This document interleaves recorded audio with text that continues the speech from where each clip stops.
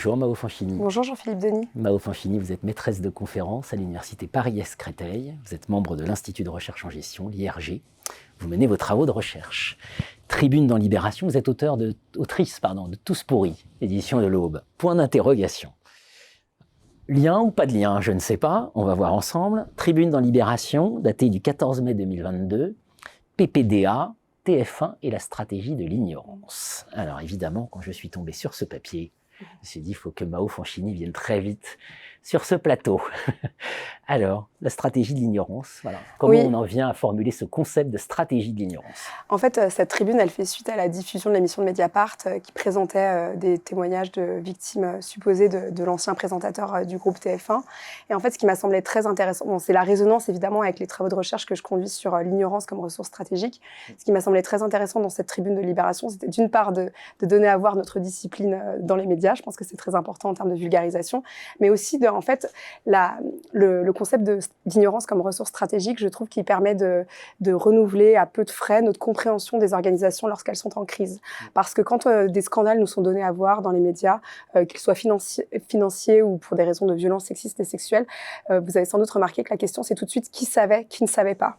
Et donc, le concept d'ignorance stratégique, il permet de décaler un petit peu la question de qu'est-ce qu'une organisation qui sait.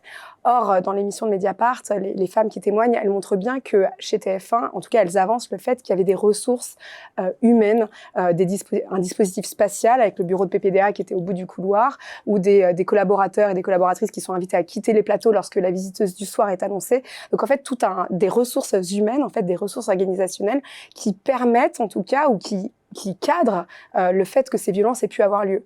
Donc, je trouve que l'ignorance comme ressource stratégique permet vraiment de poser cette question, sachant que l'ignorance, on s'y intéresse assez peu en fait dans l'histoire des sciences, parce que pendant longtemps, il faut faire augmenter la connaissance. En fait, pendant longtemps, l'ignorance, c'est un peu le pis-aller de la connaissance. Et donc, par défaut, l'ignorance recule quand la connaissance augmente. Et depuis peu, des chercheurs et des chercheuses, notamment en anthropologie, et avec ma co-autrice Megan Van Port-Fliet, on essaie d'importer un peu ces travaux en théorie des organisations, s'intéressent à l'ignorance en tant que telle. En fait, il faut voir l'ignorance comme un objet de recherche. Donc, qu'est-ce que l'ignorance comme ressource stratégique? Absolument. Eh ben, l'idée que, en fait, l'ignorance, la plupart du temps, dans les organisations, l'ignorance est vue comme une défaillance. Or, dans certaines situations spécifiques, l'ignorance peut être utilisée comme une ressource stratégique, et notamment, évidemment, pour tenir à distance la question de la responsabilité. C'était l'objet de cette tribune. C'est absolument passionnant. Est-ce qu'il y a d'autres dimensions que l'ignorance? Je vous écoutais et on a tous en tête qu'il vaut mieux paraître incompétent que fraudeur, par exemple, dans un certain nombre de cas célèbres, y compris des condamnations sans peine, puisqu'on ne savait pas. Voilà. Oui, alors, évidemment, d'abord sur ce concept, et est-ce qu'il y en a d'autres?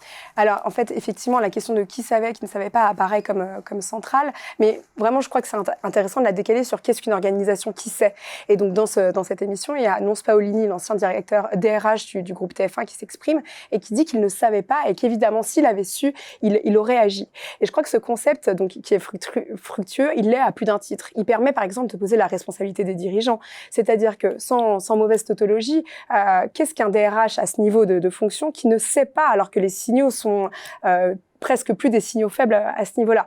Ça permet donc de repenser aussi la question de la performance des collaborateurs et des collaboratrices, puisque dans beaucoup de situations professionnelles, en fait, le travail consiste à recevoir des informations, les traiter, les interpréter, les analyser, et puis les traduire, les transmettre à d'autres. Notre travail en tant qu'enseignant-chercheur, c'est beaucoup de faire ça. Et donc, en fait, moi, je crois qu'il y a la question de l'éducation à l'ignorance de façon collective, c'est-à-dire que les collaborateurs et les collaboratrices, dans ce cas-là, il y a une forme de formation, de sensibilisation au fait que certains éléments d'information ne doivent pas être transformés en sujets à traiter. Et ça relève de la performance du collaborateur ou de la collaboratrice de savoir quels sont les sujets qu'on donne à voir à son manager. Tous les sujets ne deviennent pas des ordres du jour de réunion. Et donc, le tabou, par définition, c'est quelque chose qui reste au stade informationnel, mais qui n'est pas transformé en sujet à traiter pour l'organisation. Voilà, là encore un autre sujet intéressant. Et puis enfin, pour terminer, les collaborateurs et les collaboratrices, il y a aussi la question du mimétisme en fait. C'est-à-dire que quand on voit que un sujet qui nous apparaît comme central n'est jamais traité par ses supérieurs hiérarchiques, eh bien évidemment, on ne lui fait pas passer ce cap soi-même. Donc voilà, la question de la performance. La stratégie de l'ignorance, assurément un sujet d'avenir. Merci. Merci.